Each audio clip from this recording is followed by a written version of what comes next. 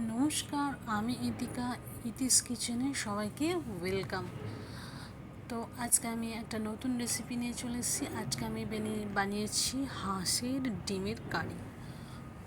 তো হাঁসের ডিম তো বুঝতেই পারছেন একটু অন্য ধরনের। আমরা তো যখন মাঝে মাঝে রেগুলার মুরগির ডিমের কারি খেয়ে খেয়ে হয়ে যায়, তখন এই মাঝে মাঝে হাঁসের ডিমের এই কারিটা করবেন, দেখবেন খুব ভালো লাগবে। যাই হোক, আমি এখানে কয়েকটা ডিম নিয়ে নিয়েছি এবং সেই ডিমগুলো ভালো করে ধুয়ে আমি জলে সিদ্ধ বসিয়ে দিয়েছি এবং কিছুক্ষণ ডিমগুলো সিদ্ধ হয়ে যাওয়ার পর ডিমগুলোর খোসা ছাড়িয়ে নিয়েছি। খোসা ছাড়িয়ে নেওয়ার পর ডিমগুলো একটু ছুরি দিয়ে চিড়ে দেবেন। এতে কি হবে, আপনি যে মশলাটা কষবেন, যে গ্রেভিটা বানাবেন, সেই ডিমেতে গ্রেভিটা ভালো করে ঢুকে যাবে এবং টেস্টি হবে। তারপর আমি এখানে একটু পেঁয়াজ কুচি নিয়েছি, টমেটো কুচি নিয়েছি আর নিয়েছি কয়েকটা কাঁচা লঙ্কা। ডিমেতে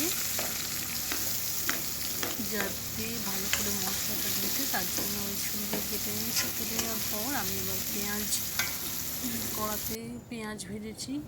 পেঁয়াজ, টমেটো আর কাঁচা লঙ্কা ভেজে আমি কিছু গরম মশলা দিলাম, নুন, চিনি অ্যাড করে কড়াইয়ে মশলাটা ভালো করে ভাজতে থাকলাম। আর আমি দিয়েছি ধনে গুঁড়ো। আমি জিরে গুঁড়ো দিই না খুব একটা, তো আপনারা পারলে ওটা দিতে পারেন টেস্টের জন্য। তো আমি এখানে ধনে গুঁড়ো দিয়েছি, হলুদ এবং লঙ্কার গুঁড়ো দিয়েছি। দিয়ে এবার গ্রেভিটা ফুটতে দিতে হবে। জল অ্যাড করেছি এবং গ্রেভিটা ফুটে আসলে দেখতে পাচ্ছেন কালারটা কত সুন্দর হয়েছে। তারপর আমি ডিম অ্যাড করেছি এবং আমি শেষে ঘি অ্যাড করলাম।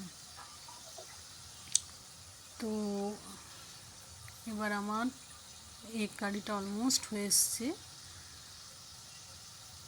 আর সত্যি কথা বলতে কি, এগ কারিটা খেতেও দুর্দান্ত হয়েছিল।